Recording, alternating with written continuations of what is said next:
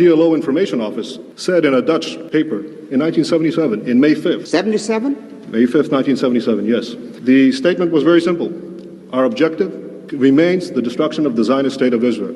So let's keep in mind that what we're talking about here is not the attempt to build a state, but to destroy one. Do the Palestinians have a right to a separate state? Well, Mr. John has been talking about human rights. well, I think that no, I don't think they do, but I think that it's quite instructive that the Palestinians who are invoking the right of self-determination, which is an attribute for separate nations, themselves are the ones who define themselves as part of the Arab nation. Okay, so we are going to be checking out an interview with Prime Minister Benjamin Netanyahu from quite a while ago. I believe it was in the 80s, late 80s, maybe 1989 or early 1990s. And he's going to be stumping a Palestinian man. And so make sure to subscribe, like, share, leave your comments. Follow me at Rafi the Realtor for all of your real estate needs in South Florida. And you can support the channel via the Buy Me a Coffee link in the pinned comment or description. Any donation would be so greatly appreciated. Let's check it out. Is the issue of self-determination the core of the conflict in the Middle East? No, I don't believe it is. The real core of the conflict is the unfortunate Arab refusal to accept the state of Israel. And I think... So this is my buddy Barak in the corner. He's been on my show. Make sure to check out his channel, Other Barak. That's one word, Other Barak. He also has a pro-Israel channel. He's an amazing guy. So we're going to watch the speech actually from 1978. Crazy. He was only 28 years old at the time. And if you don't know much about Bibi Netanyahu, he served in Israel's most elite commando unit, the Sayed Matkal unit. They go behind enemy lines. They do it all. They do it all. He was a commander in that unit. He was shot in combat. His brother Yoni Netanyahu was the soldier also in Matkal who led the raid on Entebbe, which was in Uganda. There were Israeli hostages taken by terrorists to Uganda, and Israel sent in their commando force, their commando unit Matkal, to rescue these Israelis, and it was one of the most amazing, the most impressive hostage rescue stories ever in recorded history. So unfortunately he fell in battle, and Bibi, at 28 years old, brilliant man, still brilliant today, one of the most well-spoken Jewish people I can think of. And without further ado, let's get into it. As was mentioned earlier, for 20 years the Arabs had both the West Bank and the Gaza Strip. And if self-determination were, as they now say, the core of the conflict, they could have easily established a Palestinian state then, but they didn't. When did the issue arise then? Well, for 20 years, we didn't hear a word about self-determination. And in fact, what we did hear, those of us living in the Middle East, was about driving the Jews into the sea. Now, after 1967, under the leadership of the PLO, the hardline strategy shifted to adopting a moderate, dressed-up slogan, which now talked in terms of first a secular democratic state and then replaced it with Palestinian self-determination. But what this really means, contrary to what Mr. Aruri said, about 1977 being a changed year in the PLO's objectives, let me quote you what the PLO Information Office said in a Dutch paper in 1977, in May 5th. 77? May 5th, 1977, yes. The statement was very simple. Our objective remains the destruction of the Zionist state of Israel. So let's keep in mind that what we're talking about here is not the attempt to build a state, but to destroy one. Do the Palestinians have a right to a separate state? Well, Mr. John has been talking about human rights. well, I think that no, I don't think they do, but I think that it's quite instructive that the Palestinians who are invoking the right of self-determination, which is an attribute for separate nations, themselves are the ones who define themselves as part of the Arab nation. Now, no one is denying that there are Palestinian Arabs. There's a very distinguished Palestinian Arab sitting right next to me. But the Palestinians themselves, in the Palestinian National Covenant, the very first article, say that the people of Palestine, quote, are part of the Arab nation. Well, let's look at the Arab nation. It has 21 states, an area roughly the size of the United States, and 1/6 of the entire world's wealth. Now, add to that the fact that there already exists a Palestinian state, and that is Jordan, 60% of whose population is Palestinian. I think it's quite interesting that Yasser Arafat and King Hussein, who are bitter enemies, agree on one thing, that Jordan is a Palestinian state. So what we're talking about is a demand for a 22nd Arab state and a second Palestinian state. That's such an important point. That's such an important point that I don't make enough. Jordan is already the Palestinian state. And more so, most of the countries in the Levant weren't even countries until after the fall of the Ottoman Empire. So they were established either slightly before or after the establishment of Israel. And we're sitting here acting as if Israel is this brand new state. All the other countries surrounding it, like Lebanon, Jordan, were around for such a long time. They were all empires. They were part of a greater Muslim empire. The Palestinians are just as Arab as anyone in the region. Before the Arab conquest of the 7th century, they weren't Arabs either. They were colonized and conquered by Arabs. Now they identify as Arabs, but the Palestinians are just like the Lebanese, the Jordanians, the Egyptians, the Yemenis. They are a mixture of all of those. And the only reason why they suddenly want a state is because now the Jews have one, and they want to destroy it because of Islam. That's it. The only reason. Bibi understood it back then. He understands it now. The only issue is we keep giving into pressure. And so I hope before Bibi, whether he gets voted out or he passes from this earth because he's no youngster, he makes the decision to annex the territory. I've been saying this for years. I started this show in 2020, and I've been yelling this from the rooftop that we need to annex territory. So please, for the love of God, whoever is in the driver's seat in Israel needs to make that decision already, because it's only going to lead to more war if we don't. On the West Bank, there's a problem, so what should be done about it, in your opinion? Well, I think that the Palestinians in the West Bank are going to be offered the full human rights, the full civil rights, as there are no Arabs are offered in the Middle East. No Arabs whatsoever have any full human rights or the right to vote for their own government.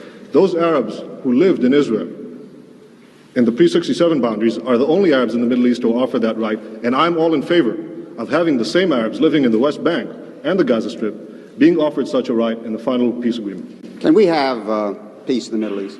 Very briefly, please. Yes, I sincerely hope so. Look, I'm 28 years old. I've had to defend my country in 2 wars and in many battles. Nobody wants peace more than Israel. But the stumbling block to the road for peace is this demand for a PLO state, which will mean more war, which will mean more violence in the Middle East. And I sincerely believe, if this demand is abandoned, we can have real and genuine peace. Thank you. Thank you. Thank you, President.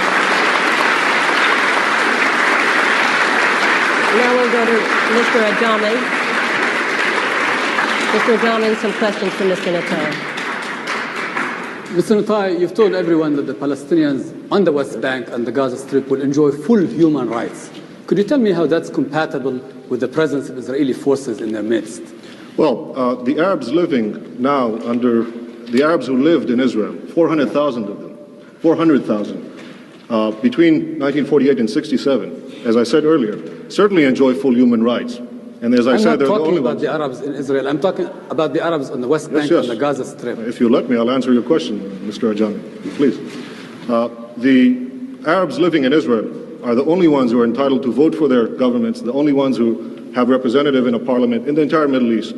Now, it's true that the West Bank and the Gaza Strip are now undergoing a period of transition. In fact, no Arab government has been willing to negotiate so far about this period of transition. And I think that when this transition, when the negotiation period is ended, there is no reason why under either Jordanian citizenship or Israeli citizenship, these Arabs will not have the full human rights, the right to vote for their representatives, as the Arabs in Israel do, as hopefully all the Arabs in the Middle East will do someday. Mr. Netanyahu, does the state of Israel itself accept that the people on the West Bank and the Gaza Strip have the right to vote on whatever future they choose? Well, Mr. Ajami, I just outlined that in the event that this negotiation process will continue, I'm sure that what we're talking about is, in fact, eventual citizenship of some kind, either Jordanian or Israeli or in any other arrangement, in which these people will certainly vote. Mr. Netanyahu, you've given yourself the right to determine that you are an Israeli, but you've also given yourself the right to negate the other entity, which I think is not somehow consistent with global practice at this time, is it? Mr. Ajami, I have never rejected another entity, nor have I ever declared my intent to destroy it, least of all the Palestinian Arabs, who I fervently want to live in peace with. All I'm saying is that it is the Palestinian Arabs themselves, their leaders, Arafat, Mohsen, who Morris Abrams quoted earlier, Farouk Kadumi, the number 2 man in the PLO, these are the ones who say they are part of the Arab nation. These are the ones who say they already have a Palestinian state. There is no right to establish a second one on my doorstep, which will threaten my existence. There is no right whatsoever. He's just on fire. He's absolutely on fire. Bibi is spot on with this. Spot on with this. It's all a song and dance. It's all a song and dance. The Muslim issue is not necessarily with Jews living there. It is with Jews ruling it. Ruling. Having control, sovereignty. It is a threat to Islam. That's the problem. Why is it a threat to Islam? Because the mosque on top of the Temple Mount, I don't know what car that is outside, but it is so annoying. The Islamic doctrine does not allow for Jewish reconquest. The Muslims conquered the Jewish Holy Land, and they need to reconquer it. That is the reality, and the way to combat that is by Israel claiming complete sovereignty, not giving them a chance, a sliver of hope for a Palestinian state, because the Palestinian state the idea of one only exists because of the Jewish state. If the Jewish state didn't exist, there would be no interest in a Palestinian state. It's very simple. It is very simple. Both cannot exist. There can only be one. Jordan should be the Palestinian state. It doesn't need to be called Palestine. It's called Jordan. 60% at this point more, I'm sure, are quote-unquote Palestinian. They're all the same. Distinguishing Palestinians from Jordanians is ridiculous. They're all the same. It's so stupid. You seem like a very patriotic Israeli. Does not the fact of Israeli dependence upon the U.S. in order to maintain its occupation on the West Bank and the Gaza, does this not trouble you at all? Mr. Ajami, you asked me as a patriotic Israeli, and I'll answer as someone who has fought in the Middle East. One of the things that I think is unique about Israel, in terms of all America's allies, is that it is perhaps the only one who has taken care of itself so far. And I would think that America, in fact, it's not a one-way street, Israel taking from the United States. Israel is giving the United States an extraordinary bargain in the Middle East. It's the one stable democratic ally which the United States can count on. Mr. Netanyahu, inasmuch as you're a Zionist and are committed to a Jewish state, given the fact that demographic predictions tell us that there will be an Arab majority within the current borders of Israel, does this not challenge the foundations of the very state which you are committed to? I know of the latest population figures, that actually show a decrease in the Arab birth rate, particularly in the West Bank and the Gaza Strip, as a result of the higher education and the universal education for women that didn't exist prior to Israel, prior to 1967. Now, if you ask me, would I reject Palestinians or Arabs living in our midst? Ridiculous. Of course not. They're citizens of Israel. If they... No, I'm talking about the West Bank and Gaza. See, we're still going back to the core of it. Yes, I agree. Whatever will be the final arrangement, these people should be free to multiply as they wish. I think that it is written in the Bible, multiply and be fruitful. I think these people should have that right. I'm not going to start enforcing a birth control program under any circumstance. Thank you. With that biblical injunction, It's a little more complex like that. Than that, I think the Palestinian guy makes a very good point in that at this point in 2026, that was in 78, in 2026, there are, I believe, even more between the Arab Israeli citizens in Israel proper, the Judea and Samaria Arabs, and the Arabs in Gaza. There are more of them than there are Jews in Israel proper. And so if we were to make all of them citizens, the Jews would be a minority ruling class, and that's very, very challenging. It presents a very big issue. And so it was maybe easier for Bibi to say that in 78, but now we have a dilemma where we really can't make them citizens. And I believe, nor should we. There's already a 21% population. That's already very large. What we should do is give them resident status. The surrounding Arab countries, such as Saudi Arabia, does not give citizenship to the vast majority of the people that live there. And so this idea of being democratic is fine. I love democracy and believe in it. But you can only have democracy in a framework that allows for the ruling class to continue to be the ruling class. The same way in somewhere like England and even the United States, democracy is fine, but the people who founded the country need to be able to rule it in a framework that makes sense. Now, the United States is different. It works as a melting pot. You could argue there's no official ethnic group that rules, but we all know that the white Anglo-Saxons really are the ones who kind of run things in the country, and that's the way I believe it should be.